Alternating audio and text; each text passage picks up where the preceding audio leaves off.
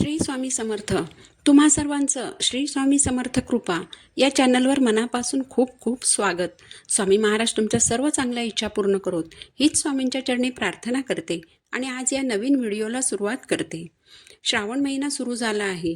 श्रावण महिना हा भगवान शंकरांच्या उपासनेसाठी आणि आराधनेसाठी समर्पित आहे. यामुळे या महिन्यात आपण भगवान शंकरांच्या आपल्याला जेवढ्या सेवा माहीत आहेत तेवढ्या करत असतो. भगवान शंकरांची सर्वात उच्च कोटीची जी सेवा आहे ती म्हणजे रुद्राभिषेक. तर भगवान शंकरांची अतिशय उच्च कोटीची मानली जाणारी सेवा रुद्राभिषेक घरच्या घरी कसा करावा, कधी करावा, कोणत्या स्तोत्र मंत्रांचे पठण करावे हे आपण आजच्या व्हिडिओमध्ये जाणून घेणार आहोत. यासाठी तुम्ही व्हिडिओ शेवटपर्यंत पहा. चॅनलवर नवीन असाल तर चॅनलला सबस्क्राईब जरूर करा. यंदा श्रावण महिना 5 ऑगस्ट 2024 पासून सुरू होऊन तो 3 सप्टेंबर 2024 पर्यंत असणार आहे. रुद्राभिषेक श्रावण महिन्यात जास्तीत जास्त वेळा करावा. याचबरोबर कोणत्याही प्रदोषला किंवा महाशिवरात्रीला तुम्ही रुद्राभिषेक करू शकता. मनोकामना पूर्तीसाठी वर्षभरात कोणत्याही सोमवारी तुम्ही संकल्पयुक्त रुद्राभिषेक करू शकता. वर्षभरामध्ये एकदा तरी रुद्राभिषेक हा करावाच. सगळ्यात पहिलं म्हणजे रुद्राभिषेक का करावा? घरामध्ये जर कोणी व्यसनी व्यक्ती असेल, तिचे व्यसन सुटत नसेल, व्यसन मग ते कोणतंही असो, दारू, सिगरेट, गुटखा, बाहेरचा नाद, यापैकी कोणतंही व्यसन असेल, घरातील एखादी व्यक्ती बऱ्याच काळापासून आजारी असेल आणि काही केल्या आजार बरा होत नसेल, तर या श्रावण महिन्यात तुमच्या घरी रुद्राभिषेक ही सेवा नक्की करा. रुद्राभिषेकाचे तीर्थ व्यसनी व्यक्तीला प्यायला दिले तर व्यसन सुटते. याचबरोबर हे तीर्थ आजारी व्यक्तीला प्यायला दिले तर आजारही बरा होतो. कारण रुद्राभिषेकाचं हे तीर्थ अमृतासमान कार्य करतं. घरामध्ये जर मुलांचे विवाह जुळत नसतील, घरामध्ये पितृदोष असेल, वास्तुदोष असेल, कुंडलीमध्ये एखादा दोष असेल तर अशा वेळेस रुद्राभिषेक केला जातो. कुलस्वामिनीला प्रसन्न करून घेण्यासाठी सुद्धा रुद्राभिषेक केला जातो. घरातील मुलांची जर शिक्षणात, नोकरीत, व्यवसायात प्रगती होत नसेल, पती पत्नींचं एकमेकांबरोबर पटत नसेल, वादविवाद होत असतील, संततीप्राप्ती होत नसेल, आर्थिक अडचणी असतील, कर्जाचा भार कमी होत नसेल, तरी देखील रुद्राभिषेक करावा. आता आपण घरच्या घरी रुद्राभिषेक कसा करावा, यासाठी काय काय साहित्य लागतं हे जाणून घेऊया. पूजेसाठी लागणाऱ्या साहित्यामध्ये लाकडी पाट किंवा चौरंग घ्यावा. त्यावर अंथरण्यासाठी पांढरे वस्त्र घ्यावे. एक मोठे ताम्हण घ्यावे. गळती पात्र किंवा अभिषेक पात्र घ्यावे. पंचामृत आणि अभिषेकासाठी पाणी घ्यावे. 108 बेलपत्र घ्यावीत. 108 बेलपत्र आणणं शक्य झालं नाही तर 1 किंवा 11 बेलपत्र घ्यावीत. भस्म, कापसाचे पांढरे वस्त्र, चंदन, धूप, दीप, अगरबत्ती घ्यावी. महादेवांना नैवेद्यासाठी तुम्ही पांढरा शिरा किंवा पांढरी खीर बनवू शकता. दूध साखर किंवा खडीसाखरेचा नैवेद्यही तुम्ही दाखवू शकता. पांढरी फुले, रुद्राक्षमाळ, 1 किंवा 5 फळे घ्यावीत. रुद्राभिषेक ही सेवा करण्यासाठी आपल्या देवघरात भगवान शंकरांची पिंडी असणे आवश्यक आहे. जर तुमच्याकडे रुद्रयंत्र असेल तर अतिशय उत्तम, पण जर रुद्रयंत्र नसेल तर भगवान शंकरांच्या पिंडीवर तुम्ही रुद्राभिषेक करू शकता. रुद्राभिषेक करण्यासाठी आपल्याकडे श्री स्वामी समर्थ दिंडोरी प्रणीत सेवा मार्गातील नित्यसेवा स्तोत्र आणि मंत्र हे पुस्तक असणं आवश्यक आहे. रुद्राभिषेक करताना आपल्याला ज्या ज्या स्तोत्र आणि मंत्रांचे पठण करावे लागते ती सर्व स्तोत्र मंत्र या पुस्तकामध्ये देण्यात आलेली आहेत. या पुस्तकामध्ये रुद्राध्याय देखील देण्यात आलेला आहे. हे पुस्तक तुम्हाला तुमच्या जवळपासच्या स्वामी महाराजांच्या कोणत्याही केंद्रात सहज मिळेल. आता रुद्राभिषेक कसा करावा हे जाणून घेऊया. ज्या दिवशी रुद्राभिषेक करणार असाल त्या दिवशी घर स्वच्छ करावे. जिथे पूजा मांडणी करणार असाल ती जागा स्वच्छ करावी. पूजेसाठी बसताना शुचिर्भूत होऊन स्वच्छ पांढऱ्या रंगाचे वस्त्र परिधान करावे. जर पांढऱ्या रंगाचे कपडे नसतील तर तुम्ही काळा रंग वगळून इतर कोणत्याही रंगाचे वस्त्र परिधान करू शकता. रुद्राभिषेक ही सेवा करण्यासाठी साधारण 1 ते सव्वा तास इतका वेळ लागतो. त्यामुळे आपल्याला पूजेसाठी इतका वेळ लागणार आहे ही मनाची तयारी करूनच पूजेला सुरुवात करावी. पूजेला बसताना भरपूर पाणी घेऊनच बसावे, जेणेकरून पाण्यासाठी मध्येच उठावे लागणार नाही. रुद्राभिषेक तुम्ही पहाटे ब्रह्ममुहूर्तापासून ते प्रदोष काळापर्यंत कधीही करू शकता. शक्यतो ही सेवा सकाळी 10च्या आत किंवा साधारणतः 11:30 किंवा 11:45च्या आतच करून घ्यावी. परंतु जर तुम्ही जॉब करत असाल किंवा इतर कोणत्याही कारणाने सकाळच्या वेळेत पूजा करणे शक्य नसेल तर संध्याकाळी तुम्ही ही सेवा करू शकता. रुद्राभिषेक करत असताना कोणाशी बोलू नये, मध्येच उठू नये. यामुळे सर्व पूर्वतयारी करूनच पूजेला बसावे. यानंतर पूजा मांडणी करण्यासाठी स्वच्छ केलेल्या जागेवर लाकडी पाट किंवा चौरंग ठेवावा. पाटाभोवती रांगोळी काढावी. पाटावर स्वच्छ पांढरे वस्त्र अंथरावे. सर्वप्रथम दिवा लावून घ्यावा. शक्य झाल्यास शुद्ध गाईच्या तुपाचा दिवा लावावा. तुपाचा दिवा लावणे शक्य नसेल तर तिळाच्या तेलाचा दिवा लावला तरी चालणार आहे. दिव्यामध्ये भरपूर तेल किंवा तूप घालावे. रुद्राभिषेकासाठी साधारण 1 ते सव्वा तासाचा वेळ लागतो. यामुळे संपूर्ण पूजा होईपर्यंत दिवा तेवत राहील याची काळजी घ्यावी. दिव्याला तांदळाचे आसन द्यावे. दिव्याला हळद कुंकू फूल अक्षता वाहून दिव्याचे पूजन करावे. यानंतर सर्वप्रथम गणपती पूजन करून घ्यावे. कारण गणपती बाप्पा हे प्रथम पूजनीय आहेत.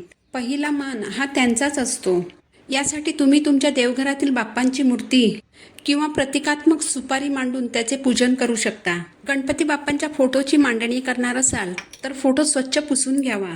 गणपती बाप्पांची मूर्ती असेल तर प्रथम पाण्याने, मग पंचामृताने, मग पुन्हा पाण्याने असा अभिषेक करून घ्यावा. चौरंगावर एका बाजूला थोडेसे तांदूळ ठेवून त्यावर हळद कुंकू वाहून घ्यावे. या तांदळाच्या आसनावर गणपती बाप्पांची स्थापना करावी. बाप्पांची अष्टगंध फूल आणि दुर्वा अर्पण करून पूजा करून घ्यावी. धूपदीपाने ओवाळावे. गुळ खोबऱ्याचा नैवेद्य दाखवावा. यानंतर एक स्वच्छ तामण चौरंगावर ठेवून त्यामध्ये शिवलिंग ठेवावे. शिवलिंगाला बेलपत्र किंवा तांदळाचे आसन द्यावे. अभिषेक करत असताना ओम नमः शिवाय या मंत्राचा जप करावा. अभिषेकानंतर शिवलिंग स्वच्छ करून घ्यावे. यानंतर रुद्राभिषेकाला सुरुवात करायची असल्याने एक मोठे तामण अथवा मोठी परात घेऊन त्यामध्ये शिवलिंग ठेवावे.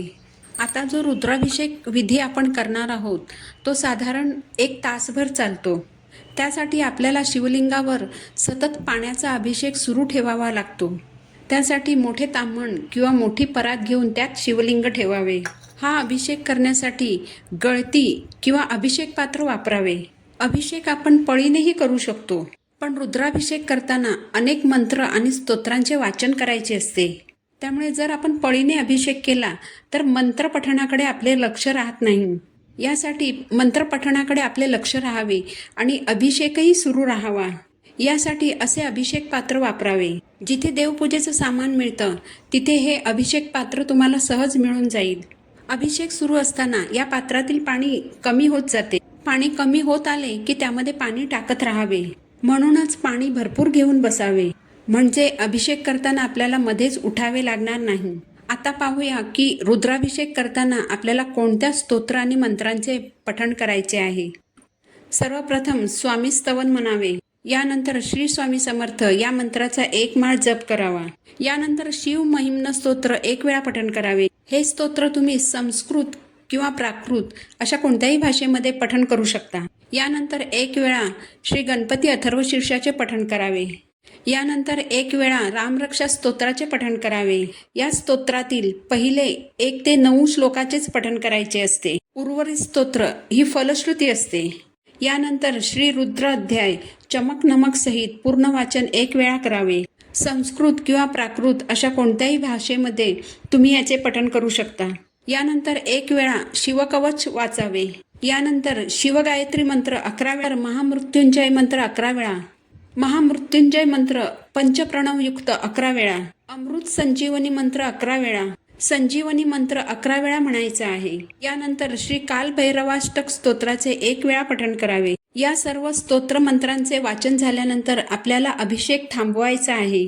यानंतर शिवलिंग स्वच्छ पुसून घ्यावे आणि दुसऱ्या एखाद्या कोरड्या ताम्हणामध्ये शिवलिंगाची स्थापना करावी. अभिषेक केलेले तीर्थ आपल्याला एका मोठ्या भांड्यामध्ये ठेवायचे आहे.